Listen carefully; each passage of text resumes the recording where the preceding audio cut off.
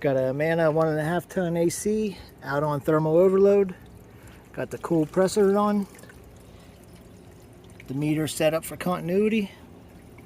One lead on common. Other lead on our start winding. And we're just waiting for the circuit to close. Alright, we're out of thermal overload. Got our common wire hooked up to our black lead. Now we'll put our red lead on the run.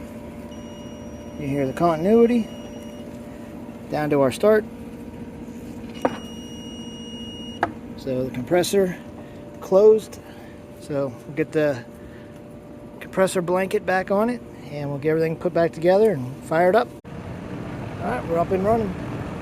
On to the next one.